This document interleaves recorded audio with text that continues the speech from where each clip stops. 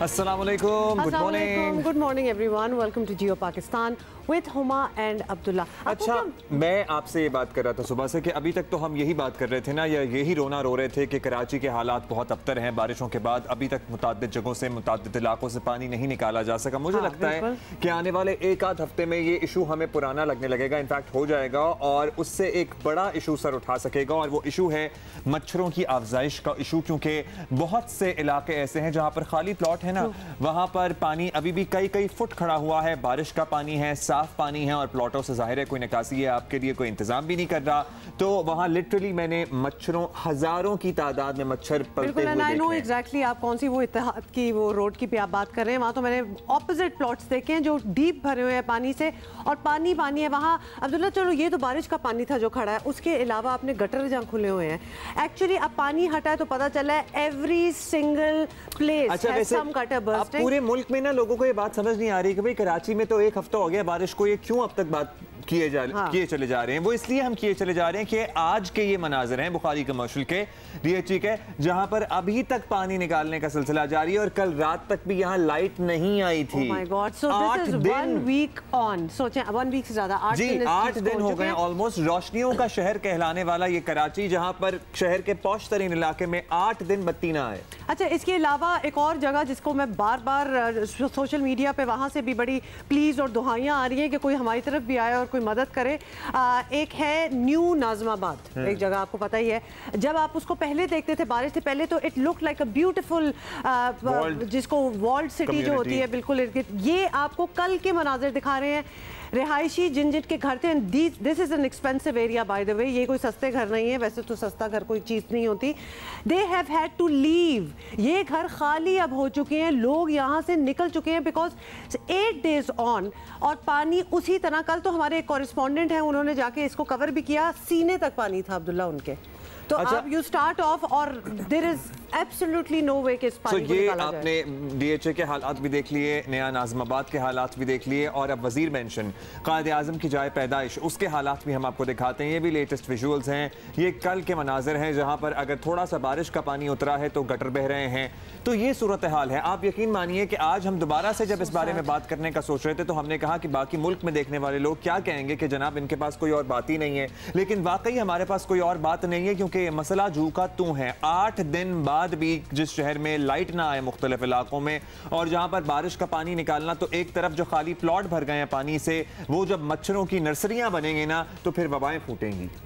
अच्छा, और मुझे बड़ा ही सैड लग रहा है अब्दुल्ला, आप सारी बातें कर रहे थे, बट आपको पता है ये हमारी हेरिटेज साइट है, ये दिस इज़ आवर हिस्ट्री जिसका ये हाल हो रहा है। अच्छा, लेटर इन द शो जब हम शुरू करेंगे तो हम लाहौर की भी ज़रूर बात करेंगे, क्योंकि आपको पता है कि वहाँ कितनी बारिश हुई है, 131 millimetre in a matter of just few hours. सोचें कि उधर भी होपफुली इतनी तबाही नहीं होगी जितनी इधर है, और फिर निज़ाम उनका ज़्यादा वेल ऑयल्ड मशीनरी है तो शायद बेहतरी आ जाए, लेकिन एज वी स्पीक ज़बरदस्त किस्म की, शदीद किस्म की उधर भी बारिश हुई है। So we'll be talking about that as well. और बाकी आपको पता है कि पूरा मुल्क जो है it has all suffered because of the rain. सैलाबी सूरत हाल का हम कल भी तस्करा कर रहे थे। आपको पता है खैबर पख्तूनख्वा के मुतादिद इलाके हैं जहाँ पर अभी भी सैलाब की तबाहकारियाँ जारी हैं, मुतादिद लोगों को नकल मकानी करनी पड़ी है। कल तक की जो नंबर्स थे हमारे पास, 23 अफराद खैबर पख्तूनख्वा में सैलाब की नज़र हो गए थे जहाँ बहक हुए थे। हम इस बारे में भी बात करेंगे, और भी मुल्क की सूरत हाल और दीगर मामलात का तस्करा। वज़ीर आज़म का भी इंतज़ार है कराची वालों को। ये सवात के जो अफसर खान हैं, इनका जो हमदर्दाना ये एक्ट है, ये फेल है, इसने पाकिस्तान में तो सबके दिल जीत ही लिए हैं, लेकिन इंटरनेशनली भी आपको पता है ये वीडियो शेयर की जा रही है, and people are uploading and people are praising him के किस कदर बहादुरी का काम है। एक्चुअली कल जब हम बात कर रहे थे इसकी, हमने काफ़ी आपको वीडियोस दिखाई थी, ये हम दिखाना भूल गए थे, but I did mention it, क्योंकि दिस वाज समथिंग जहां लोग अपने एक दूसरे को बचा रहे हैं, अपने सामान को बचा रहे हैं, अपने घरों को बचा रहे हैं, वहाँ who would think of an animal, but people do. और ये हाईलाइट करना खतरे में डाल के, वो तो खैर आपने विजुअली अभी आपको दिखाएंगे। आप लाहौर की बात कर रही थी, और लाहौर से हमें ज्वाइन कर रही हैं नवीन अली। लाहौर में सुबह से एक्चुअली लाहौर और इसको गिरदोनवा में मूसलाधार बारिश का सिलसिला जारी है, लेकिन आपको पता है कि Lahore is sort of equipped, इंशाल्लाह चंद घंटे में ये पानी होपफुली उतर भी जाएगा। लेकिन नवीन अली से हम जरा ताज़ा तरीन सूरत हाल मालूम कर लेते हैं। नवीन, अस्सलाम वालेकुम नवीन, हम यहाँ बैठे हुए तो कह सकते थे कि बड़ा ही खूबसूरत मौसम लग रहा है आपका, लेकिन this doesn't look very good. बताएं आप किधर है, क्या देख रही हैं? इस वक्त मैं लक्ष्मी चौक में मौजूद हूँ और सुबह से मूसलाधार बारिश का सिलसिला जो है वो लाहौर के मुख्तलिफ इलाकों में जारी है। इस वक्त मैं जहाँ पर खड़ी हुई हूँ यहाँ पर आप देख सकते हैं कि पानी बहुत ज़्यादा है। जिस जगह पे मैं चौक में लक्ष्मी चौक में खड़ी हूँ या मैं तो घुटनों तक पानी है, लेकिन इससे अगर मैं आगे की तरफ जाऊँ तो वहाँ पर आप देख सकते हैं कि आधा बंदा भी जो है यहाँ पर डूबा हुआ है। लेकिन वासा की मशीनरी लगी हुई है, वासा का अमला यहाँ पे काम कर रहा है। ना सिर्फ वासा का बल्कि LWMC का भी जो अमला है वो यहाँ पर काम करता दिखाई दे रहा है। और ये शहर का एक ऐसा इलाका है जो कि हर सूरत पानी इधर भरता ही भरता है और सबसे ज़्यादा काम भी वासा का करने वाला यहीं पे होता है।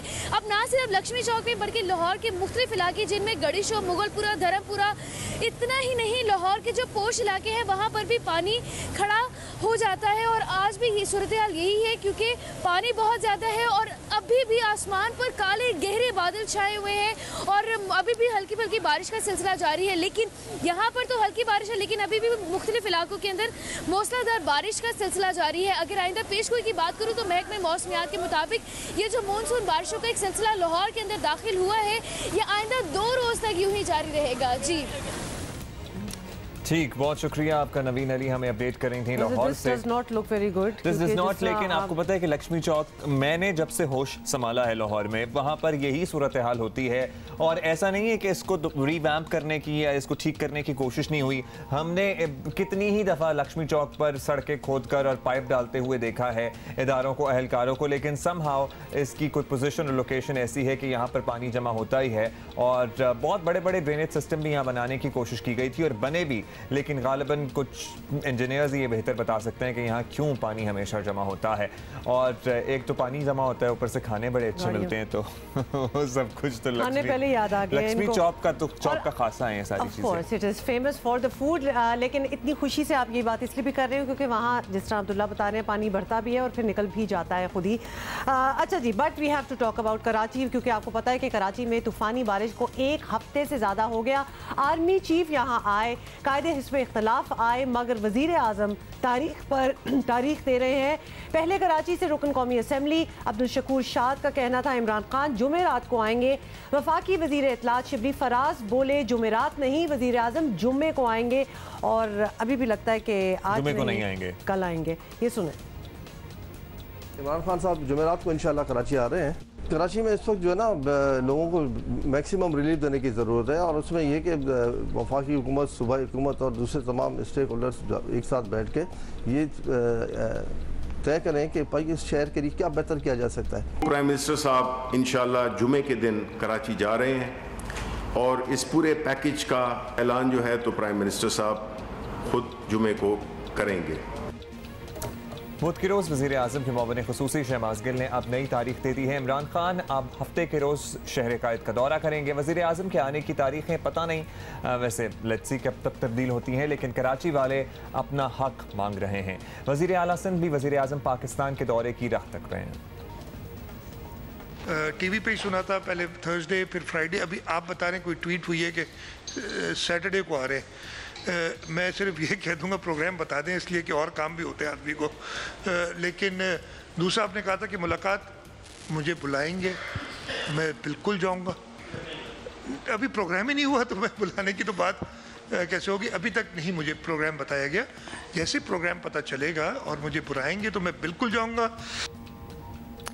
और आपको बताएं कि गुज़िश्ता रोज़ चेयरमैन पाक सरज़मीन पार्टी मुस्तफ़ा कमाल ने मीडिया से गुफ्तगू में उम्मीद जाहिर की कि वज़ीर आज़म सिर्फ पैकेज का ऐलान करके नहीं जाएंगे। कराची इतना कमाता है भाई, उसको इमदादी पैकेज की ज़रूरत नहीं है, कराची को कराची के हक दिलवाने की ज़रूरत है। तो अभी ये जो सारा क्राइसिस है, अगर इस पर भी कोई आकर सिर्फ इमदादी पैकेज का ऐलान करके चला जाएगा तो उससे कराची के ज़ख्मों पर मरहम नहीं रखा जा सकता। तो मेरी ये रिक्वेस्ट है अरबाब इख्तियार से कि अब खुदा के वास्ते कि इस कराची को बचाएं, पाकिस्तान को बचाएं और इसका कोई मुस्तकिल हल तलाश करें। वज़ीर आज़म की ज़ेर सदारत कल भी कराची ट्रांसफॉर्मेशन प्लान से मुताल्लिक़ इजलास हुआ। इमरान खान ने कहा कि वफाकी हुकूमत कराची के मसाइल से आगाह है और वज़ीर आज़म जब भी आएँ उन्हें कराची के अवाम की तवक्कुआत का ख्याल रखना होगा। हम तो यही कहेंगे होपफुली वो अपना होमवर्क कंप्लीट कर रहे हैं। मैं वैसे इस बारे में स्पेकुलेट, कोई नेगेटिव स्पेकुलेशन नहीं करना चाहता। Maybe he is taking more time because he wants to give something concrete to the citizens of Karachi, और इसलिए वो शायद थोड़ा सा टाइम गेन कर रहे हैं। बिल्कुल, ये एक्सपेक्टेशन भी है। देखिए, एक तो नीजर रिएक्शन हो सकता है कि आप कुछ हुआ है और फ़ौरन वहाँ पहुँच जाएँ, which is also not bad, लेकिन कुछ सोच समझ के आएँ। वज़ीर आज़म है, आपसे तवक्को आते हैं, इतने एक हफ्ते से आप सुन ही रहे होंगे कि लोगों के क्या तासुरात हैं, तो डेफिनेटली आई एम होपिंग कि वो सेटिस्फाई करके ही जाएंगे जब भी वो आएँ। अभी बात करते हैं सिंध असम्बली में अपोजिशन लीडर और तहरीक इंसाफ के रहनुमा फिरदौस शमीम नकवी साहब ने हमें ज्वाइन किए। नकवी साहब, वज़ीर आज़म आज भी कराची नहीं आ रहे, एक दिन की और ताख़ीर कर दी है, तो क्या बारिश का पानी मुकम्मल तौर पर ख़त्म हो जाने का इंतज़ार है, या हम होप कर रहे हैं कि कुछ और उनकी मसरूफियात होंगी जिन्होंने उनको बिजी रखा हुआ है, और कोई बड़ी सेटिस्फैक्ट्री डील लेके आ रहे हैं वो पाकिस्तान कराची के लिए? बिस्मिल्लाहिर्रहमानिर्रहीम। आपका सवाल बड़ा मुनासिब सवाल है, और मेरे ख्याल से कराची के सब लोगों के जहन में ज़रूर ये सवाल उठा होगा, वज़ीर आज़म कराची क्यों नहीं आएंगे? वो शहर जिसने वज़ीर आज़म पाकिस्तान का कराची से का वोट दिया इमरान ख़ान को, जिसने 14 MNAs और 22 MPs को इलेक्ट किया, वो शहर इमरान ख़ान के दिल से बहुत करीब है। दो तरीके हैं, इमरान ख़ान साहब एक रवायती अंदाज से आएँ और कराची का दौरा करें, शहबाज शरीफ साहब 3 जगह गए, वो 10 जगह चले जाएं, तो मसले का हल नहीं है। इमरान ख़ान साहब पिछले पूरे हफ्ते, बल्कि 2 हफ्तों से कराची को किस तरह मदद करें उसके लिए रोज़ाना मीटिंगें कर रहे हैं, और अभी तक सिंध हुकूमत के साथ एग्रीमेंट नहीं हो रहा कि सिंध हुकूमत किस तरह वफाक के साथ मिल के काम करेगी, जिसकी वजह से प्लान फाइनलाइज नहीं हो रहा। कोशिश यही है कि मिलजुल के काम किया जाए। कोशिश ये कराची के जो मसाइल हैं उनका ऐसा हल दिया जाए जिससे कराची वालों को ये एहसास हो कि कराची के ऊपर कोई खसूसी तवज्जो दी जा रही है। अच्छा, आप कह रहे हैं कि अभी सिंध हुकूमत के साथ कोई एग्रीमेंट नहीं हो पा रहा। अभी वज़ीर आला की गुफ्तगू हम सुन रहे थे, वो कह रहे थे मुझे तो स्केड्यूल का नहीं पता, बुलाने की तो बाद में बात आएगी। तो अगर ये कोऑर्डिनेशन है तो फिर एग्रीमेंट कैसे होगा? सर ये भी बता दें कि वज़ीर आज़म वफाकी हुकूमत की जानिब से कराची के लिए सुना है कि कोई पैकेज लाने वाले हैं, जिससे मुताल्लिक बताया जा रहा है कोई बहुत ही ज़बरदस्त पैकेज होगा, तो उसके कुछ चीदा खद्दोखाल या बता सकें आप, या हम क्या उम्मीद रखें, क्या कुछ हो सकता है उसमें? मैं आपको अपने जवाब देते हुए पहले ही कह चुका हूँ कि इस शहर के मसाइल इतने बढ़ चुके हैं कि इस शहर के वसाइल से पूरे नहीं हो रहे, हुकूमत सिंध के वसाइल से पूरे नहीं हो रहे, और शायद जो मुल्क की माशी सूरत हाल है फेडरल गवर्नमेंट के भी वसाइल से पूरे नहीं हो। लेकिन अगर ये तीनों मिलके कराची के एक मरबूत किस्म के, मुनज़्ज़म किस्म के एक ऐसे प्लान पे काम करें जो प्रायोरिटाइज हो, जो कराची की ज़रूरियात के मुताबिक हो, तो कराची के शायद आंसू पुज जाएं। कराची फिर पानी मांगता है, कराची सफाई मांगता है, कराची जो है वो बसें चाहता है, पब्लिक ट्रांसपोर्ट चाहता है, और कराची जो है इस शहर के इदारों को सही चलता हुआ देखना चाहता है। अच्छा नकवी साहब, कराची के लिए एक माली पैकेज अपनी जगह, लेकिन शहर का निज़ाम ठीक करना और फिर ठीक रखना, उसको लॉन्ग टर्म इंतज़ामी फैसलों की ज़रूरत है, तो इसका क्या करेंगे? क्या वज़ीर आज़म का इस तरफ भी कुछ आने का इरादा है? ये फ्रेगमेंटेड निज़ाम में एक हिस्सा वफाक का भी है, इससे कि इस सूबे के अंदर KPT की भी ज़मीन है जो कि वफाक है, रेलवे की ज़मीन है वो भी वफाक है, जो कैंटोनमेंट बोर्ड्स हैं जो कि जिनकी तादाद 5 है वो भी वफाक है, जो डिफेंस हाउसिंग अथॉरिटी है वो भी वफाक है, और सिविल एविएशन अथॉरिटी ये भी वफाक है। इन सब की म्युनिसिपल सर्विसेज की जिम्मेदारी इन इलाकों की वो कराची मेयर के नीचे ही होनी चाहिए। ये जब तक ऐसा कानून नहीं लाया जाएगा तो ये जो 70 साल में बिगाड़ पैदा होता जा रहा है और कराची बर्बादी की तरफ बहुत तेज़ी से बढ़ रहा है, ये इसको रोका नहीं जा सकेगा। और आखिरी चीज़ जो मैं समझता हूँ एक बहुत अहम चीज़ है, किसी शहर की भी प्लानिंग करने के लिए उसके लिए डाटा चाहिए। कराची की आबादी क्या है, सेंसस की आबादी इलेक्शन के लिए चाहिए।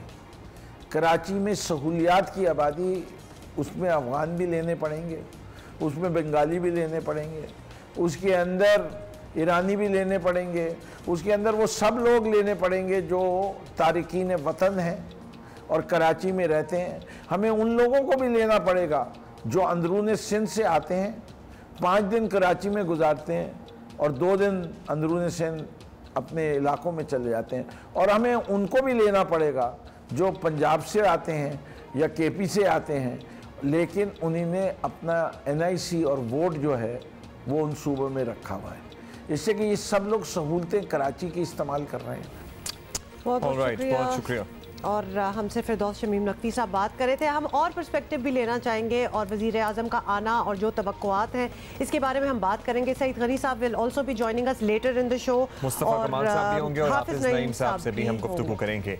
लेकिन अभी हम आपको कुछ और दिखाना चाहते हैं और आपको बताना यह है कि बारिश के बाद हब डैम लबालब भर गया है और ये मकामी लोगों और कराची के शहरियों के लिए खुशखबरी है। मगर वापडा ने खबरदार किया है कि कई साल से मरम्मत ना होने के बायस 24,300 एकड़ तवील डैम की दीवारें कमजोर हो गई हैं। ओहो, ये तो वैसे इस पे सवाल नहीं पैदा होता कि क्यों कई साल से मुरम्मत नहीं मतलब, और उसके बाद बड़ा कैजुअली उसको थ्रो भी कर देना कि जी ये इस तरह हो रहा है तो कुछ भी हो सकता है। यानी हमने आपको जो वार्निंग देनी थी वो दे दी, तो आपने इतने सालों से मुरम्मत क्यों नहीं किया? और आपको पता है Abdullah, the same token KPT underpass के बारे में भी कल बहुत कुछ कहा जा रहा था कि शायद वो इतना सोशल मीडिया पे एटलीस्ट लोगों को ये कहा जा रहा था कि प्लीज़ उसको अवॉइड करें, लेकिन उसके बाद उसकी तस्दीक हो गई थी कि इसको पूरा चेक कराया गया है and there is nothing wrong with it.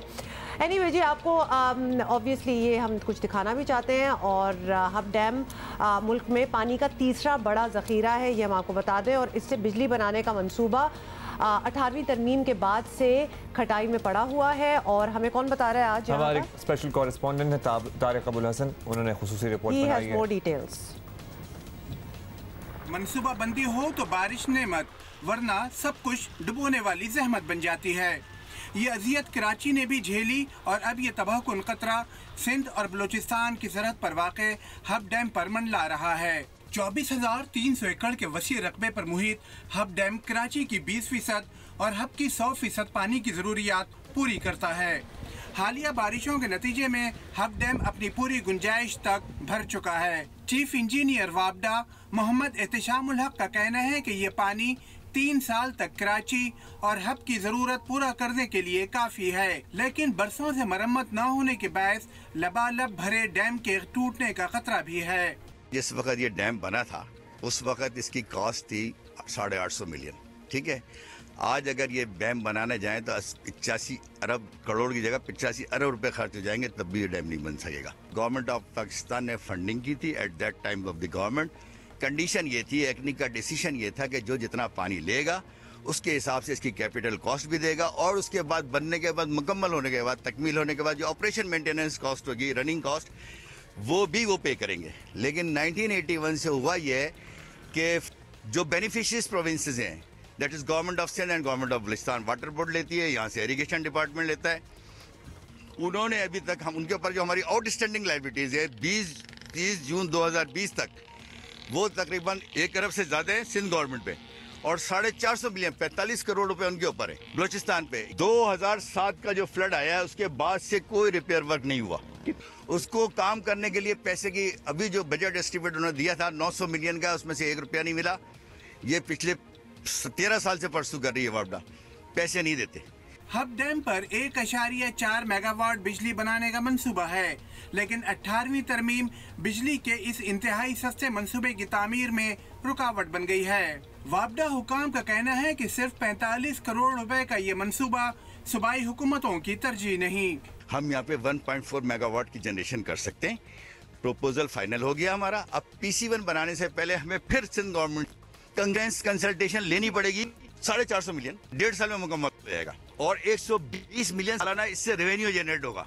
कुदरत ने तो पानी जैसी अजीम नेमत अता कर दी, लेकिन हुकूमतों का रवैया इस अजीम नेमत के फवायद इंसानों तक पहुंचाने में रुकावट बना हुआ है। डैम भर जाने के बाद ये सवाल भी अहम है कि क्या अब शहरियों को पानी नलकों में मिलेगा और ये भी कि क्या अब उन्हें टैंकर माफिया से निजात मिल जाएगी। कैमरामैन अदनान अली के साथ तारिक अबुल हसन, जियो न्यूज़, हब डैम, कराची। तो चलें, इस सवाल का जवाब तो हम सबको पता है कि हमें टैंकर माफिया से निजात नहीं मिलेगी, नहीं मिल सकती, ना मिलेगी। डैम भर गया है, आई वंडर कि इससे बिजली नहीं बनाई जा रही। इस पे ये अल्लाह ताला की जो नेमतें हैं ना, इनका कुफ्रान नेमत ही कहा जाएगा। अभी तो हम सारी प्रॉब्लम्स ही सुन रहे थे, लेकिन अगर म्यूट पे हमसे वो देख लेते जगह, तो वो क्या स्टनिंग किस्म के विजुअल्स हैं। एंड यू वांट कि ये कोई इससे बेहतरी आती हो, इससे कोई अच्छी चीज़ ही बनती हो, but it looks like it's going to waste. और कल भी आपको पता है एहतजाज हुआ। DHA कराची क्लिफ्टन के रिहायशियों ने इंतजामी गफलत के खिलाफ एक और मुजाहिरा किया। मुजाहिरीन ने 31 अगस्त को बारिश के पानी की निकासी न होने के खिलाफ मुजाहिरीन पर मुकदमा भी दर्ज किया था और उस पर भी एहतजाज किया गया। अच्छी बात है, खैर कोई बदमज़गी वगैरह नहीं हुई। और कल भी मैं जो सड़कों की बाक़ियात बची हैं वहाँ से गुजर रहा था, क्योंकि जगह जगह से तो वो सड़क बंद की हुई है, क्योंकि आगे सड़क है ही नहीं लिटरली। और फिर सोच रहा था कि क्यों ये इतने बड़े इस टेबल जितने स्लैब रख के जो है ना वो नाले बीच सड़कों के बीच में, और वो किनारे उसके उखड़ गए हैं और वो किनारे टायर को काट रहे हैं और अजीब सूरत हाल बनी हुई है। We don't need to explain, हम कितनी बार आपको दिखा भी चुके हैं और हालात तो अब आपको नज़र ही आ रहे होंगे। मुजाहिरीन ने के मुतालबा किया था कि शहरियों के खिलाफ दर्ज मुकदमे वापस लिए जाएँ। एनीवे, इन सारी सूरत हाल पर हमने बात करनी है और हमें ज्वाइन किया है फ़हीम सिद्दीकी, ब्यूरो चीफ, जियो न्यूज़ कराची। फ़हीम साहब फरमाइएगा, कल ऑल्दो पुरअमन रहा तमाम मुजाहिरा, लेकिन दीगर जो 10 मुतालबात हैं वो एग्जैक्टली क्या हैं इन रिहायशियों के? एक तो मुकदमा वापस लेने का मुतालबा है, और क्या डिमांड्स हैं? देखिए, उनकी डिमांड्स तो काफ़ी ज़्यादा है, लेकिन जो सबसे अहम उनका मुतालबा है वो ये है कि जो इंफ्रास्ट्रक्चर है डिफेंस क्लिफ्टन के वो जो है वो बेहतर बनाया जाए। वो इस बारे में सवाल उठाते हैं कि आखिर वो 100% टैक्स देते हैं, जो दीगर चार्जेस हैं वो अदा करते हैं, उसके बावजूद डिफेंस क्लिफ्टन में आज तक बाज़ इलाकों में ड्रेनेज सिस्टम तक नहीं है। उसके अलावा जो उनका एक और बहुत अहम पॉइंट था वो ये था कि हम वाटर टैक्स देते हैं DHA को, क्लिफ्टन को, कंटोनमेंट को, लेकिन पानी हमें जो है वो वाटर टैंकर्स माफिया से खरीदना पड़ता है। तो उनका ये था कि ये सारे इश्यूज जो है वो इस वक्त एक साथ जरूर हम उठा रहे हैं, लेकिन ये इश्यूज आज के नहीं है, बहुत पुराने। और बारिश के बाद जो सूरत हाल पैदा हुई है उसके बाद उसने उन्हें मजबूर किया है कि वो आए और इस बात पर एहतजाज करें। कल की जो एहतजाज की अच्छी बात थी वो ये थी कि DHA के फोकल पर्सन ने भी ये बात कही कि क्लिफ्टन कंटोनमेंट के बाहर एहतजाज करने वालों के खिलाफ जो मुकदमा दर्ज हुआ है वो एक गलत बात थी, वो एक नामुनासिब बात थी। लेकिन कल जब हमने वज़ीर आला सिंध से इसके ऊपर बात की तो उनका तो अजीब ही कहना था। उनका कहना था कि मुजाहिरा एहतजाज सबका हक है, लेकिन कानून को हाथ में नहीं लेना चाहिए, और एक इदारे की जानिब से चूंकि मुतालबा किया गया था मुकदमे का तो मुकदमा किया गया। हम ये समझते हैं कि पुलिस एक सूबाई सब्जेक्ट है, इस वक्त प्रोविंशियल सब्जेक्ट है, इसके ऊपर जो है वज़ीर आला के इल्म में होनी चाहिए थी ये बात, और एहतजाज के हवाले से उन्हें इसके ऊपर कुछ नरम रवैया जो है उनकी जानिब से आना चाहिए था। लेकिन हम ये देख रहे हैं कि इस हवाले से कोई नरम रवैया हमें नजर नहीं आ रहा है। जी फ़हीम, ये भी जरूर बताइए कि CBC के हुकाम जो थे या कराची DHA के रिप्रेजेंटेटिव, उनकी क्या जस्टिफिकेशन थी? जब ये मुतालबे सामने रखे गए तो उन्होंने कहा जी मान जाएंगे, या फिर उनका क्या कहना था, काउंटर आर्ग्यूमेंट क्या थी? देखिए, CEO जो हैं, जो CCB के भट्टो साहब, उनका ये कहना है कि ये जो भी मुतालबात हैं वो मुतालबात काफ़ी हद तक जायज़ हैं, हम इनको हल करने की कोशिश करेंगे। लेकिन जब उनसे ये कहा गया कि जनाब उनका एक बहुत बड़ा मुतालबा ये है कि ऑडिट कराया जाए इन दोनों इदारों का, तो उनका कहना था कि ऑडिट जो है वो इस तरह नहीं हो सकता, ये वफाकी हुकूमत ही इसके ऊपर जो है कोई एक्शन ले सकती है। दूसरा जो एक और बात मुजाहिरीन की जानिब से मुस्तकिल की जा रही है, वहाँ के रिहायशियों की जानिब से मुस्तकिल की जा रही है, और बहुत अहम बात है वो कि वो टैक्स नहीं देंगे। ये एक ऐसी बात है कि जिसके ऊपर यकीनन जो है बहुत ज्यादा सोचने की और गौर करने की जरूरत है कि अगर क्लिफ्टन डिफेंस के रिहायशी जो 100% टैक्स देते हैं, अगर उन्होंने इन इदारों को टैक्स देना बंद कर दिया तो फिर क्या सूरत हाल होगी। तो उसके ऊपर भी जो CEO जो CCB के हैं उनका ये कहना था कि तो चले टैक्स के मामलात आ गए, ऑडिट के मामलात आ गए, जो इस वक्त ऑन ग्राउंड सूरत हाल है वो इतनी खौफनाक है कि हर गली बाद एक गली बंद है। अभी 6-6 फुट गहरे गड्ढे हैं, वो जो गटर बनाए गए हैं, बीच में नाले बनाए गए थे, उनकी स्लैबें उखड़ के बीच में गिर चुकी हैं, टायर खत्म होते हैं लोगों की, सड़कों के, गाड़ियों के, गटर उबल रहे हैं। तो उसके बारे में किसी ने कुछ लपकुशाई की कि हाँ जी हम जरा रीबिल्ड करेंगे, या हम दोबारा से प्लानिंग करेंगे, या हम ड्रेनेज का नया सिस्टम लेके आएंगे? इस पर कोई बात नहीं हो रही। लेकिन ड्रेनेज सिस्टम के हवाले से तो ये नहीं कहा गया कि हम कुछ नया सिस्टम लेकर आएंगे, क्योंकि ड्रेनेज सिस्टम तो बेसिकली वहाँ है ही नहीं, उन्हें तो डालना ही पड़ेगा एक ऐसा सिस्टम जो शुरू करना पड़ेगा, आगाज करना पड़ेगा एक ड्रेनेज सिस्टम का। तो यकीनन इसी एक बहुत बड़ी यकीनन यही सूरत हाल है जो आप बता रहे हैं। डिफेंस में जो सबसे बुरी बात हुई है वो ये हुई है कि सिर्फ 2 खयाबान ऐसे हैं जहाँ रोड के बीच में जो है उन्होंने ड्रेनेज सिस्टम बनाया, उसके बाद जो दीगर खयाबान है वहाँ पर ड्रेनेज का कोई सिस्टम ही नहीं है। यानी हमने ये अपनी आंखों से देखा है कि पानी, बारिश का पानी निकालने के लिए बाउजर्स की मदद ली गई, बाउजर्स को भर भर के उनको किसी और इलाके में भेजा गया, वहाँ वो खाली करके आते थे, फिर बाउजर भरा जाता था। यानी ये हुआ कि 24 घंटे में पानी की सतह जो है वो सिर्फ आधे फुट जो है वो कम होती है हमें नजर आई। और अब भी इस वक्त सिचुएशन ये है कि बाज इलाकों में पानी मौजूद है, बारिश का पानी, जबकि बारिश हुए एक हफ्ता हो चुका है। और साथ ही सूरत हाल जो सड़कों की है वो इंतहाई तबाह है, इंतहाई तबाह है। डिफेंस क्लिफ्टन की सड़कें तो है ही नहीं, सड़कों की हालत जाहिर है जब पानी गहरे गड्ढे पड़ चुके हैं। बिल्कुल ठीक कह रहे हैं आप, बहुत शुक्रिया आपका फ़हीम सिद्दीकी, आपने वक्त दिया। बेसिकली ये है कि वो जो सड़क के बीच में हम 2-4 नालों की बात करते हैं ना, वो भी चंद जगहों पे हैं, वो भी पूरे DHA में नहीं है। खैर वो भी नहीं होने चाहिए थे, लेकिन कोई सिस्टम है ही नहीं सिरे से, तो कोई तो सोचे इस बारे में बैठ के। तो of course people who went there and protested can tell better, लेकिन कोई इतनी सेटिस्फैक्टरी जवाब वगैरह नहीं है, क्योंकि कुछ तो रीजनिंग असल में तो बात है कि आगे क्या करेंगे, इसको ठीक कैसे करना है, ये तो पूरा उखाड़ के नया बनना चाहिए फिर सारा सिलसिला बाहर का। वी आर जस्ट होपिंग कि वहाँ कोई प्लानिंग हो रही है कि इसको किस तरह ठीक करना है और बड़ी जल्द ये सामने आएगी। Otherwise this is no reasoning कि बस प्रोटेस्ट करें लोग और आप उनको बस प्लेकेट करते जाएं। सवात के अफसर खान ऐसे ही एक बहादुर इंसान है, और बहादुर इसलिए क्योंकि जिन कंडीशंस में इन्होंने जाकर इस चीज़ की जान बचाई है, चीज़ से मुराद है हमारी एक कुत्ते की, जानवर की इन्होंने जान बचाई है, वहाँ पर शायद कोई इंसान भी फंसा होता तो आप 2 दफ़ा सोचते, क्योंकि टफ टेरेन थी। साथ साथ हम आपको विजुअल्स भी दिखा रहे हैं, आपको बताएं कि सवात के अफसर खान की बहादुरी, और सिर्फ बहादुरी नहीं, हमदर्दी और रहमदिली के जज्बे को खूब सराहा जा रहा है। और दरिया की तेज़ मौजों में कूद कर अफसर खान ने जिस तरह एक कुत्ते की जान बचाई वो वाकई काबिल तारीफ़ है। और उनकी ये वीडियो तेज़ी से वायरल हुई, कल हमने इसके बारे में जिक्र भी किया। बहरीन के मकामी लोगों के मुताबिक अफसर खान बहरीन में तबलीगी जमात के अमीर हैं। बहरीन के बाज़ार में उनकी एक छोटी सी दुकान है जहां वो बास्केट्स, टोपियों और बच्चों के जो गारमेंट्स हैं उनका कारोबार करते हैं। मकामी लोगों का कहना है कि बिफरा हुआ दरियाए सवात सिर्फ मौत का पैगाम लाता है और इसमें कोई उतरने की हिम्मत नहीं कर सकता। और actually in peace times also वो काफ़ी तेज़ है, उसमें आप बस हाथ पैर तक ही डाल सकते हैं, लेकिन उसके अंदर घुसना बड़ा मुश्किल है। और उन्होंने किस बहादुरी से इस कुत्ते को बचाया, दिस इज़, बह भी सकते थे वो खुद भी। तो अफसर खान हमारे साथ है, वहीं से बात कर लेते हैं। बिल्कुल, बहुत शुक्रिया आपका अफसर साहब, आपने वक्त दिया। एक कुत्ते की जान बचाने के लिए दरियाए सवात की बिफरी मौजों में उतरने वाले हैं ये अफसर खान। सर, एक इंसान दूसरे इंसान की जान बचाए, बहुत बड़ी बात है, पूरी इंसानियत की जान बचाना ऐसे कंसिडर किया जाता है, लेकिन आपने एक कुत्ते की जान बचाई, और क्या हुआ, आपने क्या किया, कैसे सोचा, कैसे स्पॉट किया, आपको नजर आ रहा था, शोर मचा रहा था कुत्ता? क्या कुत्ता आपका अपना था, मतलब हाँ, आपका पेट ये वाकया क्या था एग्जैक्टली? सबसे पहले तो यही हम आपसे जानना चाहते हैं। जी, मैं नमाज की तरफ जा रहा था, मस्जिद की तरफ, तो एक शख्स ने मुझे आवाज़ दी कि वहाँ जो है ना कुत्ता फंसा हुआ है और उसको निकालना है। मुझे वो नज़र नहीं आ रहा था, तो मैंने जो है ना जूते उतार के उसकी तरफ बढ़ने लगा।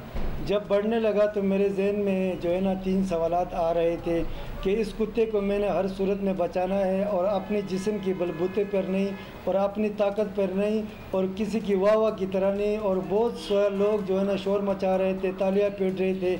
जिसने भी पहले वीडियो देखा है, मैंने किसी लोगों की तरफ नहीं देखा, मैंने सिर्फ अल्लाह की रज़ा के लिए कि एक जानदार अल्लाह के 18,000 मखलूक है, इस मखलूक में मैं भी अशरफुल मखलूक़ात, तो सारे इंसान अशरफुल मखलूक़ात है, और ये जो है ना बेज़बान जानवर है, इसको बचाना मेरे लिए फ़र्ज़ बन चुका था। मैंने अपनी जान की, तो मुझे अभी तक जो है ना ज़हन में ये नहीं आ रहा है कि मेरी जान जाएगी या मैं जो है ना दरिया में बह जाऊँगा। मैंने फोकस सारा जो है ना कुत्ते के ऊपर रखी थी, और अगर मैं डूब भी गया तो मुझे तैरना आता है। और जब मैं कुत्ते की तरफ बढ़ने लगा तो मेरा जिस्म में और भी अल्लाह ताला ने जो है ना ताकत रख दी। मैंने ऊपर अल्लाह की तरफ देखा, या अल्लाह ये तेरी मखलूक है और मैं इसको बचाने की कोशिश कर रहा हूँ।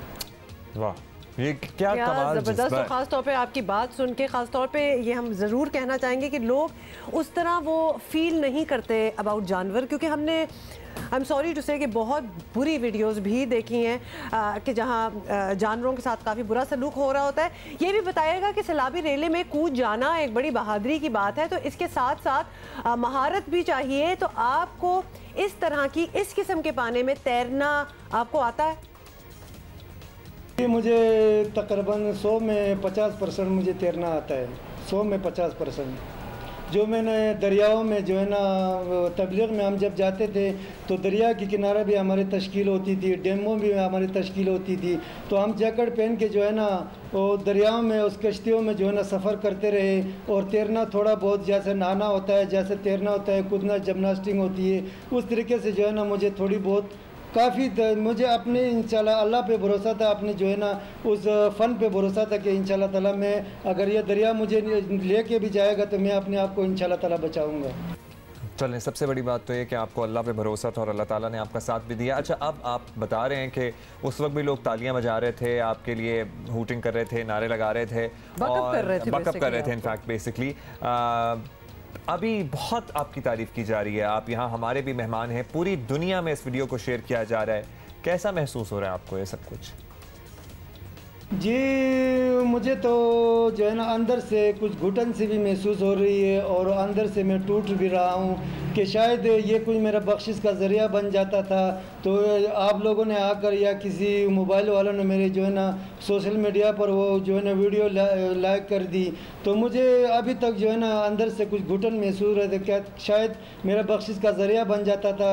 ये जो है ना अभी जो है ना बात ओपन हो गई है, पता नहीं अभी अल्लाह मेरे साथ क्या करेगा, यही फीलिंग मुझे अभी महसूस हो रही है। नहीं, इसमें आप ये सोचें कि आपको आपका ये एक्ट देखकर कितने लोगों का दिल पसीजा होगा, कितने लोगों के दिल में जानवरों की मोहब्बत पैदा हुई होगी, कितने लोगों का दिल नरम पड़ा होगा। तो इंशाअल्लाह अल्लाह ताला आपको इसका भी पूरा अजर देगा। और हम आपका जज्बा समझ रहे हैं कि जब भी कोई इंसान नेकी करे तो कोई उसको बढ़ाए चढ़ा के बताने की ज़रूरत है और ना ही उसके बारे में कोई बात करे। और शायद आप भी यही चाहते होंगे कि भाई मैंने बचाया है और ये मेरा और अल्लाह का मामला है, लेकिन किसी चीज़ से अगर लोग आवाम इंस्पायर हो तो वो भी एक बहुत बड़ी चीज़ है, वो भी अल्लाह की तरफ से ही आई है। सो बहुत अच्छा लगा आपसे बात करके, ज़बरदस्त काम किया आपने and thank you so much. अच्छा, आपने आज हमें याद दिलाया कि अभी तक हमने मेंशन नहीं किया कि आज फ्राइडे भी हमें याद होता है, बड़ी अच्छी तरह हमें याद होता है। तो फ्राइडे और वीकेंड तो हम सारों का है। Before we get into our top stories of this hour, एक बच्ची से आपकी मुलाकात करवानी है, इनफैक्ट उसके बारे में आपको बताना है। फातिमा नसीम इनका नाम है, 7 साल की बच्ची है और इसने अभी रिसेंटली एक आलमी रिकॉर्ड जो है वो कायम किया, बल्कि एक प्रीवियस रिकॉर्ड तोड़ा है और अपना रिकॉर्ड कायम किया और एक भारतीय खिलाड़ी का रिकॉर्ड तोड़ा है। तो इसकी तो और ज्यादा खुशी हो रही है बच्चों को और बड़ों को भी। 7 साल फातिमा ने 1 मिनट में 242 यानी कि 242 मरतबा अपनी दोनों कोहनी टारगेट पर हिट करके एक नया रिकॉर्ड बना दिया। आप देखें जरा, इसको देख लें जरा, ये क्या कर रही है इतनी सी। और फातिमा ने ये रिकॉर्ड 16 अगस्त को कायम किया। गिनीज वर्ल्ड रिकॉर्ड ने इसकी तस्दीक फाइनली कर दी है।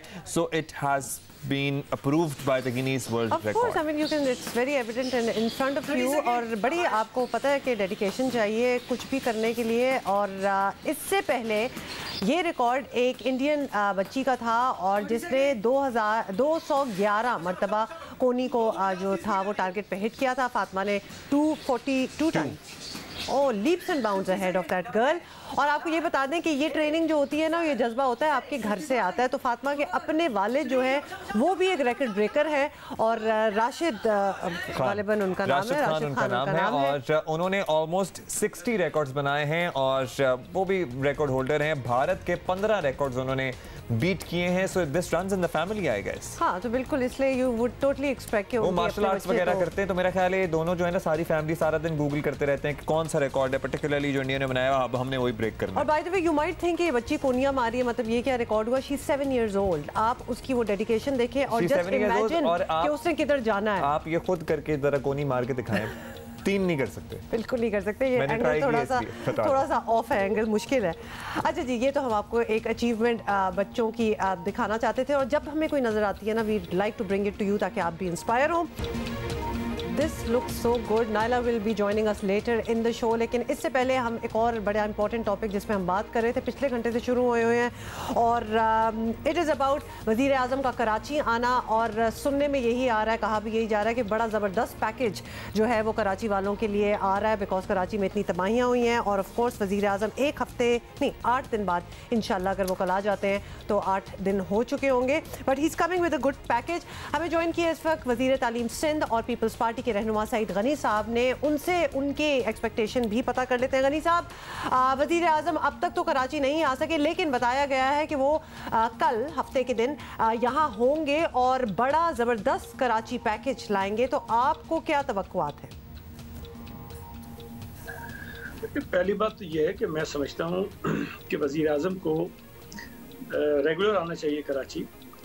और ये जो वज़ीर आज़म का कराची आना है ये इतनी एक अनोखी, अनोनी और अजीब बात होनी नहीं चाहिए. और इस वक्त तो मैं ये समझता हूँ कि वज़ीर आज़म पाकिस्तान को पूरे मुल्क के उन तमाम इलाकों के दौरे करने चाहिए जहाँ पर इस वक्त हमारे पाकिस्तानी शहरी कोई सैलाब से मुतासिर हैं, कोई बारिशों से मुतासिर हैं. और सूबा सिंध के भी कराची के अलावा बहुत सारे शहर जो शदीद बारिशों से मुतासिर हुए हैं. पंजाब में, KP में, बलूचिस्तान में बहुत नुकसान हुआ है.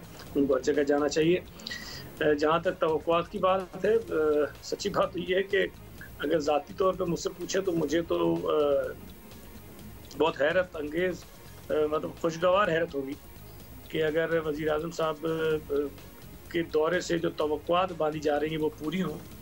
और माजी की तरह ऐसा ना हो कि वो आएँ, वादे करें, कमेटियां बनाएं और उसके बाद फिर चले जाएं और 2 साल गुजरने के बाद भी कराची के किसी एक नए मंसूबे के लिए 1 रुपया भी ना आए. ऐसा नहीं होना चाहिए. जो कराची के मसाइल हैं उस पर फेडरल गवर्नमेंट का भी हक बनता है कि वो इस पर इन्वेस्ट करे. और कराची के लोगों की जो क्लेम करती है PTI कि उन्होंने सबसे ज़्यादा वोट PTI को दिया था, तो कम से कम उस नुमाइंदगी का वो पास रखें और कराची के लिए कुछ अच्छे खासी डेवलपमेंट की स्कीम्स अनाउंस करें. तो देखते हैं जब आएंगे तो फिर क्या ऐलानात होते हैं. हम भी इंतज़ार करते हैं, आप भी इंतज़ार करें. अच्छा गनी साहब, कराची का इंफ्रास्ट्रक्चर बेहतर बनाने के लिए $10 अरब की बात हो चुकी है, लेकिन जाहिर है कि फ़िलहाल तो वफाकी हुकूमत इतने पैसे नहीं दे सकती. और वो पहले भी कह चुके हैं कि अगर होंगे भी तो भी आप लोगों को नहीं देंगे. एक काबिल अमल और हकीकत पसंदाना नंबर क्या हो सकता है? जाहिर है हमारे पास रिसोर्सेज का उतना रेल पेल तो नहीं है जो वज़ीर आज़म अपने पैकेज में दे सकें तो कुछ काम बन सके. जो कराची ट्रांसफॉर्मेशन स्ट्रेटजी थी उसमें ये बताया गया कि कराची के इन मसाइल को हल करने के लिए $10 अरब की रकम दरकार होगी.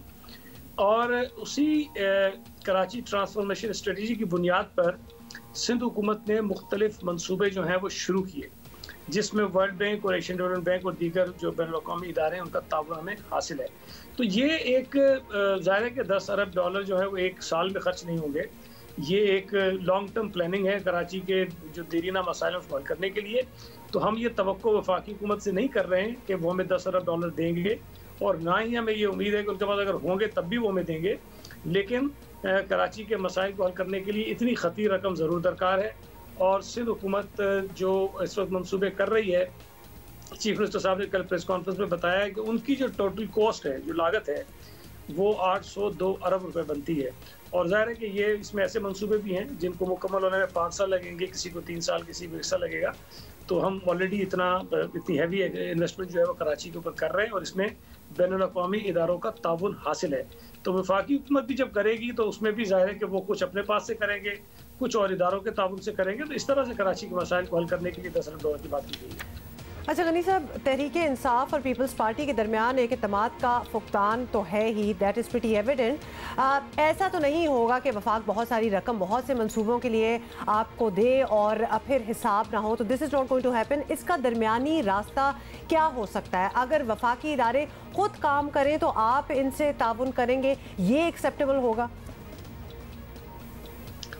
देखिए, एक तो हमारी बदकिस्मती ये है कि हमें PTI के सूबा सिंध के ख़ास तौर पर ऐसे रहनुमाओं से पाला पड़ा है जिन्हें हुकूमत के निज़ाम का कुछ इल्म नहीं है. वो तासुर बार बार पता नहीं क्यों ये देते हैं कि हम जब कहते हैं कि कराची पे इतने पैसे लगने हैं तो वो समझते हैं कि हम उससे कोई कैश मांग रहे हैं. ना तो वफाकी हुकूमत किसी को कैश देती है, ना सूबाई हुकूमत किसी को कैश देती है. अगर इतने बड़े मंसूबे शुरू होने होते हैं, उसका एक तरीक़ेकार होता है, तो उसकी जो रकम होती है उसको खर्च करने का भी तरीक़ेकार होता है। तो अगर सिंध हुकूमत ये कहती है कि कराची में आपको खर्च करना चाहिए, सूबा सिंध के दीगर इलाकों में खर्च करना चाहिए, तो पैसे हम नहीं मांगते हैं। पैसे ज़ाहिर है कि अगर सूबाई हुकूमत के पास आते भी हो तो उसका एक निज़ाम है और वो जो खर्च होते हैं उसका भी एक निज़ाम है। तो जहाँ तक एतमाद की बात है, अब एतमाद वो करें ना करें, बहरहाल सूबा सिंध में एक मुंतखब हुकूमत है और उसके आइनी और कानूनी कुछ इख्तियारात हैं। सूबा सिंध में करोड़ों लोग बसते हैं। सूबा सिंध पाकिस्तान का हिस्सा है जिसके वज़ीर-ए-आज़म इमरान खान हैं। तो जिस तरह पंजाब, खैबर पख्तूनख्वा, बलूचिस्तान, कश्मीर, गिलगित बल्तिस्तान के लोगों का इमरान खान की वजारत आज़मा पर हक है, इसी तरह सूबा सिंध के लोगों का भी हक है। तो अगर सूबा सिंध के ऊपर वो खर्च करते हैं लोगों की बेहतरी और भलाई के लिए, तो वो एहसान नहीं करते हैं। चलें, थैंक यू आपका गनी साहब। होपफुली ये तमाम जो मामलात हैं ये तय हो जाएं, और क्योंकि ये मामलात तय हो जाएंगे तो इस शहर और इस शहर में बसने वाले रहने वालों की कुछ बेहतरी होगी। But everybody needs to be open with an open heart। ये देखना होगा और हर चीज़ में शक और कीड़े नहीं निकालने पड़ेंगे। अब ये वो नहज पे ये सारा मामला पहुंच गया है कि अगर ये सोचते रहेंगे कि नहीं जी नहीं हो सकता या हमें इसका सियासी फ़ायदा क्या होगा या एक दूसरे पर तनकीद का सिलसिला ही चलता रहेगा तो कुछ नहीं होगा। Everybody has to come, sit together and think about it and then work on it। क्योंकि अब पाकिस्तान के मफाद के लिए सबको मिलकर काम करना होगा, और पाकिस्तान का मफाद मैं यहाँ इसलिए कह रहा हूँ क्योंकि कराची अगर तरक्की करेगा तो पाकिस्तान तरक्की करेगा। अच्छा, और मुझे लगता है कि इस बार हो भी जाएगा, बिकॉज अब आवाम भी बहुत बढ़ चढ़ के बीच में आई हुई है कि व्हाट इज़ गोइंग ऑन। तो अब आंसरेबल है, मेरा ख्याल है कि सारी हुकूमतें थोड़ा सा ज़्यादा आंसरेबल हैं देन बिफोर। अच्छा जी, इस पे भी मज़ीद बात हम करते रहेंगे, लेकिन आई am very curious about the mountaineer Naila Khan, जिनका हमने आपको शुरू में थोड़ा सा एक क्लिप दिखाया था। अब उनसे बात भी करते हैं। पाकिस्तान में सयाहत के फ़रोग़ के लिए नायला कियानी, तो पाकिस्तान में जी टूरिज़म के फ़रोग़ के लिए भरपूर कोशिशें जारी हैं और लॉकडाउन के बाद तो सयाहती मकामात पर खूब चहल पहल है, बल्कि वो थोड़ा सा ट्रबलसम ही हो गया बिकॉज आपको पता है कि कितने कोविड के केसेस भी थोड़े से सामने आ ही गए।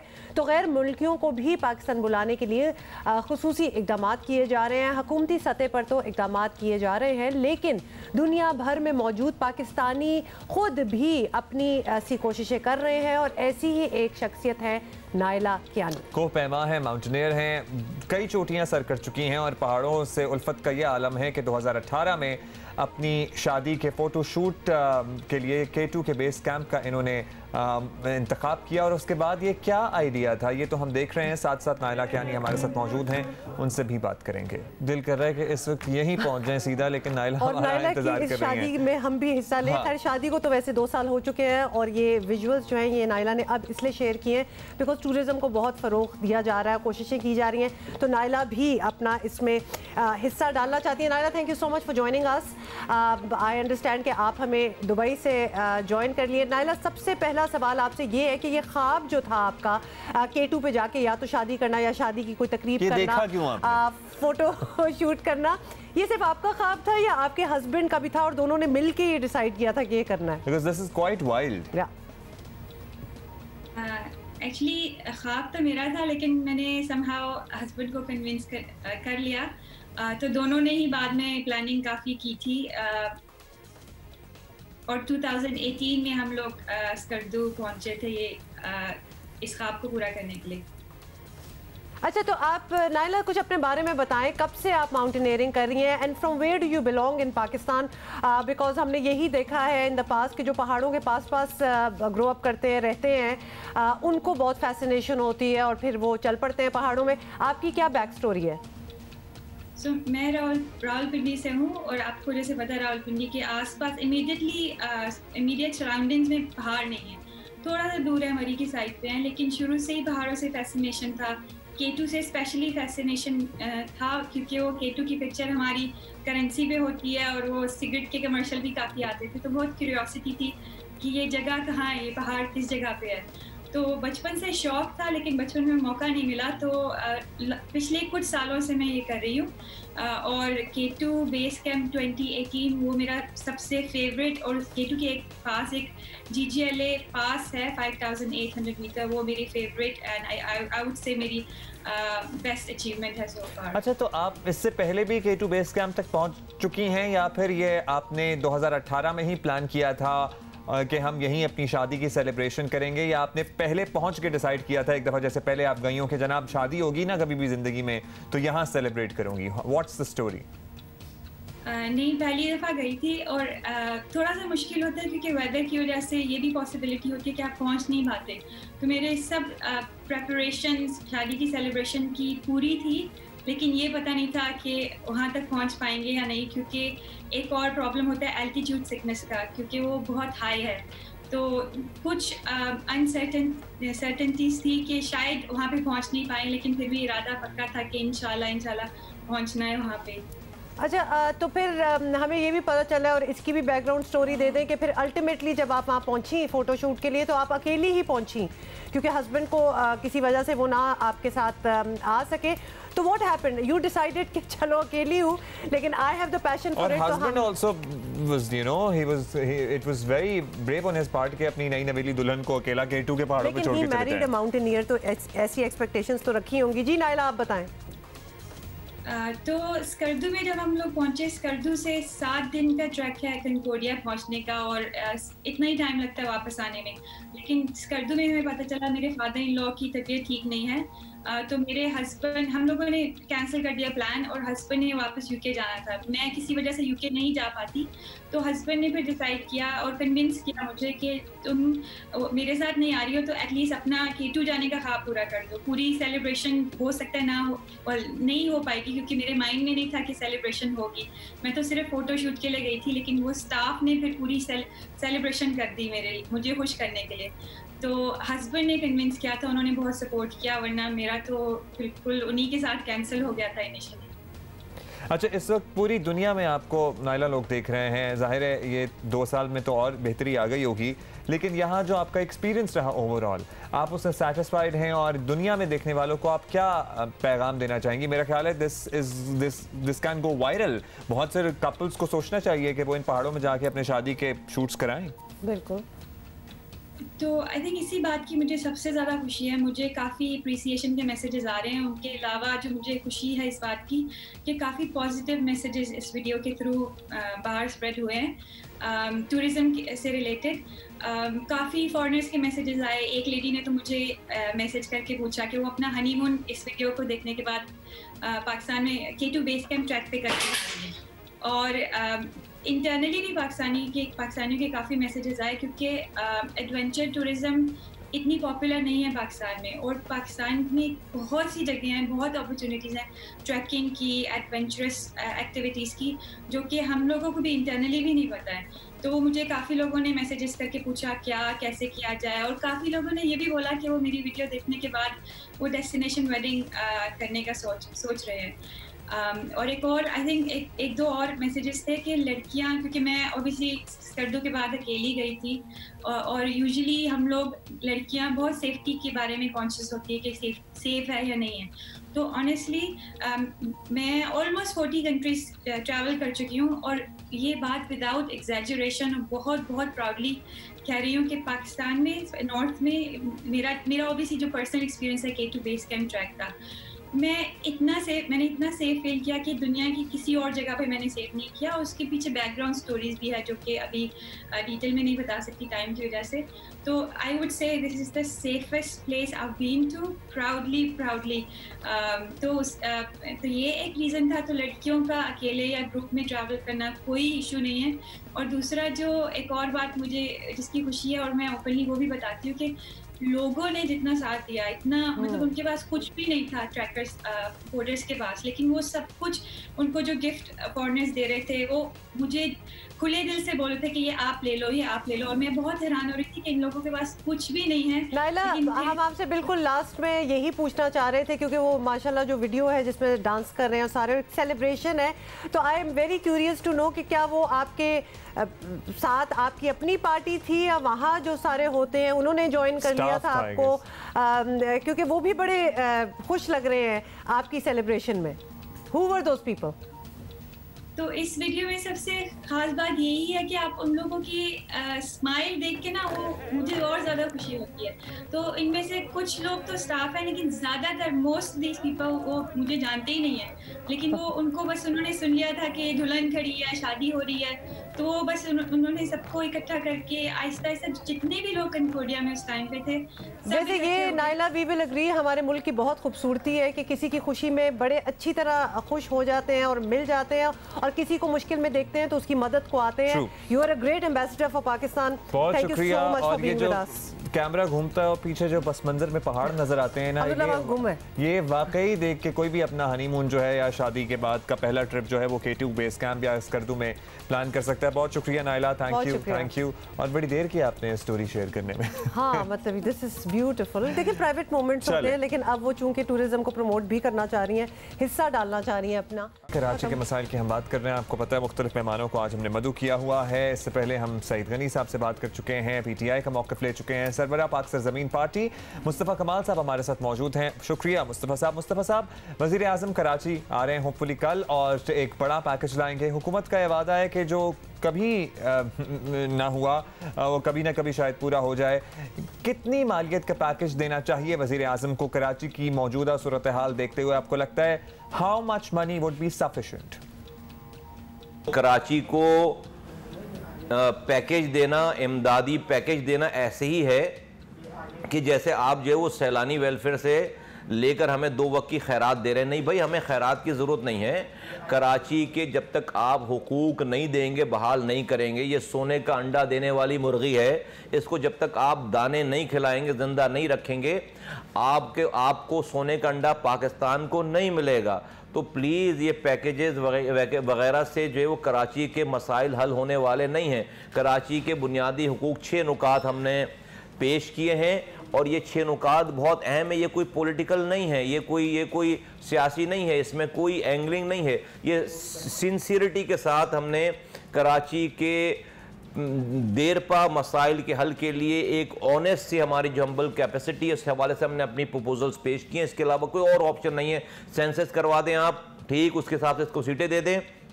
कराची के जो 18वीं तरमीम में सूबाई खुद मुख्तारी के नाम पर जो वज़ीर आला को इख्तियारात और वसाइल मिले हैं, वो सूबे के वज़ीर आला को मिल गए हैं। नीचे डिस्ट्रिक्ट्स को नहीं मिले, खुद मुख्तारी नहीं मिली, टाउन्स को नहीं मिली, खुद मुख्तारी मिले हैं, और शहरों को खुद मुख्तारी नहीं मिली। इनको आप खुद मुख्तार कर दें।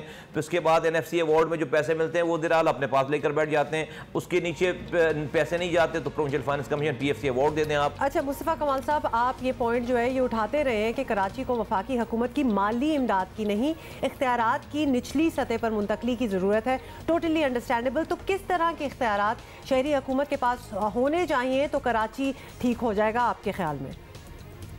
बैठकर समझाने की और बताने की और मनवाने की जरूरत है कि भाई जो इख्तियारात और वसाइल सूबाई खुद मुख्तारी के नाम पर मिले हैं आपको 18वीं तरमीम के बाद, वो सूबे के लोगों के लिए, सिर्फ एक वज़ीर आला को खुद मुख्तार नहीं करना। तो नंबर 1 ये करवाएं। दूसरी बात, एक NFC अवार्ड में जो पैसे आते हैं किसी के जात के पैसे नहीं है वज़ीर आला के, ये सूबे के लोगों के पैसे हैं। तो भाई जिस फॉर्मूले के तहत आप NFC अवार्ड ले रहे हैं, वज़ीर आला साहब को कहा जाए कि उसी फॉर्मूले के तहत प्रोविंशियल फाइनेंस कमीशन यानी कि PFC अवार्ड का इजरा किया जाए, जिससे डिस्ट्रिक्ट्स को, सूबे के डिस्ट्रिक्ट्स को, टाउनों को, शहरों को पैसे मिल सकें। तीसरी बात यह है कि भाई आप वफाक पहले तो सबसे पहली बात है कि भाई आप सेंसस को ठीक करें, कराची की मर्दमशुमारी ठीक करें। अब यही नहीं पता कराची में लोग कितने रह रहे हैं, तो आप प्लान क्या करेंगे, ये वज़ीर आज़म कर सकते हैं। चौथी बात यह है कि ये जो 6 डिस्ट्रिक्ट और अब 60 डिस्ट्रिक्ट बना दिए हैं, इससे पहले 18 टाउन्स का डिसेंट्रलाइज निज़ाम मौजूद था, उस डिसेंट्रलाइज निज़ाम को दोबारा बहाल करें, कराची को एक डिस्ट्रिक्ट बनाएं। अभी एक डिस्ट्रिक्ट का दूसरे डिस्ट्रिक्ट से कोई ताल्लुक नहीं है, कोऑर्डिनेशन नहीं है। एक इलाके से नाला निकलकर दूसरे डिस्ट्रिक्ट में जा रहा है, एक साफ कर लेता है, अगला साफ नहीं करेगा, पूरा कराची जो दोबारा बहरा होगा। तो ये तरीक़ेकार ठीक नहीं, ये मैनेजमेंट नहीं चल सकती, जिसकी वजह से तबाही बर्बादी है। 5वीं बात यह कि आप जो मास्टर प्लान डिपार्टमेंट को सिंध बिल्डिंग कंट्रोल अथॉरिटी से अलग करें। 6ठी बात यह कि आप जो मल्टीपल एजेंसीज कंट्रोल है, यहाँ पर कैंटोनमेंट बोर्ड है, DHA है, ये XYZ, उसका जो म्यूनिसिपल सर्विसेज का जो ऑर्डर है 2007 का सुप्रीम कोर्ट का, उसको इंप्लीमेंट करेंगे। ऑलराइट, बहुत बहुत शुक्रिया मुस्तफ़ा कमाल साहब, आपने वाकई अपने वो सारे नुकात जो हैं वो गिनवा भी दिए कि किस तरह चीज़ें ठीक हो। मेरा ख्याल है कि वज़ीर आज़म आए तो इन सब लोगों को मिलकर बैठना चाहिए। बिल्कुल, स्टेक होल्डर्स हैं भी, सारों के साथ एक मीटिंग होनी चाहिए। मुस्तफ़ा साहब का एक्सपीरियंस भी है, तो hopefully he will be able to contribute. Should always be welcome. तो लिहाजा ये डेफिनेटली, और अब आई एम श्योर वज़ीर आज़म आएंगे तो एक होमवर्क भी हुआ होगा, तो बहुत सी बातें तो ऑलरेडी पहुंच चुकी होंगी उनकी तरफ। अच्छा जी, जेलों में मामूली जराइम के इल्ज़ाम में कैद खवातीन और बच्चों को रिहा करने का फैसला कर लिया गया है। इसकी बड़ी तारीफ़ की जानी चाहिए। हर किस्म के तशद्दुद के खात्मे के लिए कानून साजी भी होगी। हुकूमत इंसानी हकूक़ के तहफ़्फ़ुज़ के लिए कुछ अच्छी मिसालें कायम कर रही है। इसके अलावा वज़ीर आज़म इमरान खान ने तशद्दुद को काबिल सज़ा जुर्म करार देने के लिए वज़ारत दाखिला को हिदायत जारी की हैं कि वो कौमी असम्बली में कानून पेश करें। आपको ये भी बताएं कि इमरान खान ने ऐसी खवातीन की फौरी रिहाई का भी हुक्म दिया जिनके खिलाफ मुकदमात की समात अभी जारी है या वो जुर्माने की रकम अदा ना करने की वजह से बदस्तूर कैद हैं। इसी पे हम बात करेंगे और हमारे साथ सेलिब्रेटेड लॉयर खदीजा सिद्दीकी है। खदीजा, सबसे पहले तो ये बताएं कि हम किस किस्म की जो क्राइम्स हैं और जिनमें खवातीन मुलव्वस हैं उनकी बात कर रहे हैं, जिनको रिहाई मिल सकती है। क्या क्राइम्स की वजह से खवातीन जो हैं वो इस वक्त कैद में होंगी? वैसे तो इसमें सबसे पहले अगर बात की जाए तो मेजॉरिटी ऑफ द क्राइम जिसमें ख़वातीन मुलव्वस होती हैं वो अनफॉर्चुनेटली नारकोटिक्स के होते हैं या फिर वो ऐसे कोई पेटी क्राइम्स होते हैं जैसे चोरी हो गई, थेफ्ट के अंडर वो इनकासरेटेड होते हैं या उनके ट्रायल्स कंप्लीट नहीं हो रहे होते। तो वो पेटी क्राइम्स के अंदर जो है वो इसमें रिकमेंडेशंस जो हैं वो आई हैं हमें थ्रू दिस 80 पेज रिपोर्ट, और ये बड़ी डिटेल्ड और बड़ी कॉम्प्रिहेंसिव रिपोर्ट है जिसका आपने कहा है वाकई में ये काबिल तारीफ है कि एक अनप्रेसिडेंटेड मूव है। ऐसा कभी पहले मैंने नहीं देखा कि प्रिजनर राइट्स के ऊपर जो है वो एक नेशनल फोरम पे आके जो है बात की जाए और उसको डिटेल्ड तरीके पे हेल्थ जो हमारा सेक्टर है और जो हमारा क्रिमिनल जस्टिस सेक्टर है उसको एक पेज पे ला के और रिकमेंडेशंस दी गई हैं। हर कोई जो NGOs हैं वो भी एक फोरम पे आए हैं और बड़ा अच्छा जो है ना ये एक मूव है। अच्छा खदीजा, अगर ये पेटी क्राइम्स की ही बात हो रही है तो इनकी सज़ाएं ज़्यादा लंबी होनी नहीं चाहिए। मतलब जो सालों हमें पता चलता है कि कितने सालों से कोई कैद है ओनली बिकॉज वो अपना वो जुर्माना नहीं भर सके, तो इससे पहले कोई तरीक़ेकार नहीं था कि किसी और प्ली पे किसी की जमान उस पर गारंटी पे निकाला जा सके, वरना पेटी क्राइम के लिए इतने साल कैसे कोई किसी को रख सकता है? तो कोई लॉ नहीं था अगेंस्ट इट। ऐसे मैं रोज केसेस देखती हूँ जो फीमेल्स और मेल्स ये एक जो है ना यूनिफॉर्म इशू है, ये दोनों के ऊपर लागू होता है। एंड आई एम होपिंग कि ये ह्यूमन राइट्स मिनिस्ट्री जो है मेल प्रिजनर्स के ऊपर राइट्स के ऊपर भी ऐसी ही एक रिपोर्ट जारी करे, बिकॉज ये बड़ा रैम्पेंट इशू है, बड़ा क्रूशियल है, क्योंकि या तो उनकी सजाएं पूरी भी हो जाती हैं, अगर हम हीनियस क्राइम्स की बात करें सजाएं पूरी हो जाती हैं, जुर्माने नहीं दे पाते। पेटी क्राइम्स की अगर बात करें तो ट्रायल ही इतना लंबा चलता है कि वो जिस दौरानिये में वो अंदर होते हैं वो उसके ऑलरेडी 3 साल की सजाएं खदीजा, हम तो बहुत अहम मामले की तरफ आप निशानदही कर रही हैं। अगर हम कुछ फैक्ट्स या फिगर्स की बात करें तो कितनी ऐसी खवातीन हैं जो इस तरह से सफ़र कर रही हैं? कोई है हमारे पास अप्रॉक्सिमेट फिगर इस सिलसिले में? हमारे पास 1.5% ऑफ द फीमेल्स हैं जो कि अभी प्रिजन में ऑलरेडी इनकासरेटेड हैं, और 1.5% जो है एक बड़ी छोटी परसेंटेज है, लेकिन उनमें से ऐसी खवातीन हैं जिनके छोटे बच्चे उनके साथ हैं, और जब वो छोटे बच्चे साथ होते हैं तो वो भी ट्रायल में जो है वो साथ आते हैं, हर पेशी पे आते हैं। तो एक चीज़ ये है कि सोशल स्टिग्मा इसके अटैच इस तरह नहीं की जाता कि अगर प्रिजन में एक बच्चा पैदा होता है तो उसके बर्थ सर्टिफिकेट पे ये नहीं लिखा जाता कि बॉर्न इन प्रिजन, लेकिन उसके साथ वो साइकोलॉजिकली वो उसी के अंदर जो है वो रह रहा होता है। आप सोचें वो बच्चा जो जेल में पैदा हो रहा है क्या उसके साथ गुजर रही होगी।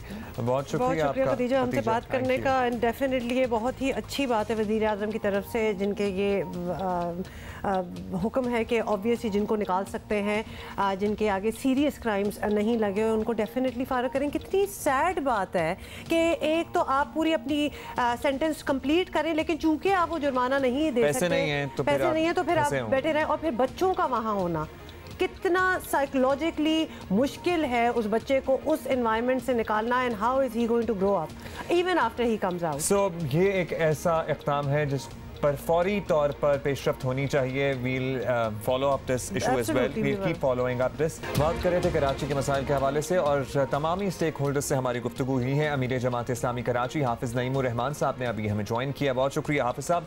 हाफिज़ साहब, कराची में बारिश ने बड़ी तबाही मचाई, अब तक इसके असरात नज़र आ रहे हैं, शहरियों का ठीक ठाक नुकसान हुआ है। बतौर कराची के एक शहरी के क्या वज़ीर आज़म को आप समझते हैं यहाँ आपको अपने दरमियान देख कर क्या बात करनी चाहिए, क्या है जो प्रायोरिटी पे होना चाहिए उनकी लिस्ट में? ये पहली दफ़ा नहीं है बल्कि जब भी कराची में कोई मुश्किल आती है, लोग मर रहे होते हैं कि इलेक्ट्रिक से 50 लोग पिछले साल मरे थे, तो वज़ीर आज़म ने ट्वीट तक नहीं की थी। और इस वक्त भी बारिशों की जो सूरत हाल है, एक नहीं कुछ 6 स्पेल आए हैं, और जो आखिरी तबाही हुई है वो तकरीबन उसको 8 दिन हो गए हैं। 8 और 9 दिन में वज़ीर आज़म को ये तौफ़ीक नहीं हुई कि वो कराची का विज़िट करते। मुझे नहीं मालूम कि उनकी तरजीहात क्या हैं। भंग की अप्रूवल उगाने की उन्होंने इस दौरान में दी है। इस दौरान में उन्होंने के इलेक्ट्रिक के लिए पैसों में इजाफा किया है, कराची के लोगों पर एक और बम मारा है। इसी दौरान जबकि ये सब बारिशें हो रही हैं तो उन्होंने कोटा सिस्टम को गैर मुअय्यना मुद्दत के लिए कराची के और अर्बन सिंध के नौजवानों पर बम फेंका है। उनको मज़ीद जो है वो रोज़गार से महरूम करने की साजिश का वो हिस्सा बने हैं। तो ये तो उनका कराची से ताल्लुक़ है। और ये उनका जो PSDC जो कि पाकिस्तान का तरक्याती PSDP जो फ़ंड होता है, जो बजट में होता है, इनका हाल ये है कि 650 अरब रुपए के पूरे पाकिस्तान के तरक्याती बजट में से कराची का हिस्सा सिर्फ 18 अरब रुपए है, जबकि वो भी नहीं मिलेंगे इसलिए कि पिछले 2 साल में इन्होंने 10 अरब रुपए भी खर्च नहीं किए हैं। तो इसलिए वज़ीर आज़म तो मुसलसल कराची को नज़रअंदाज कर रहे हैं और उनकी तरजीह में नहीं है। उन्होंने 3 दिन पहले लाहौर का दौरा किया है, लेकिन कराची उनके नज़दीक इनकी प्रायोरिटी लिस्ट में मौजूद नहीं है। यानी बेसिकली हाफिज़ साहब, आपका ये कहने का मतलब है कि कोई तवक्कुआत ख़ास आप नहीं रख रहे उनके इस विज़िट से। चलिए ये बता दें कि हुकूमत का ऐलान है, एटलीस्ट कह तो रहे हैं कि कल वज़ीर आज़म कराची ज़रूर आएंगे और वो कराची के लिए कुछ बहुत बड़ा सा इम्प्रेसिव पैकेज भी लाएंगे। कोई उम्मीद इस पैकेज से, क्योंकि अब तो पहले ही बता दिया कि जी क्यों आ रहे हैं और क्या ला रहे हैं? देखें, पैकेज के ऐलान तो इन्होंने पहले भी बहुत किए हैं। वो कहाँ गया 162 अरब रुपये का पैकेज, वो 192 अरब रुपये की बातें, वो कराची पे 4 चांद लगाने के दावे, कुछ भी नहीं उन्होंने करके दिया है। अभी भी आएंगे, प्रेजेंटेशन इनको दी जाएगी, पैकेज का ये ऐलान करेंगे और ये वापस जाके दोबारा से भंग उगाएंगे, दोबारा से वहीं पर जो है वो पड़े हुए होंगे। इसलिए हम ये समझते हैं कि इनके पास ना कोई विजन है, ना इनकी पूरी कोई टीम ऐसी है कि जो सही मानों में इनकी मदद कर सके।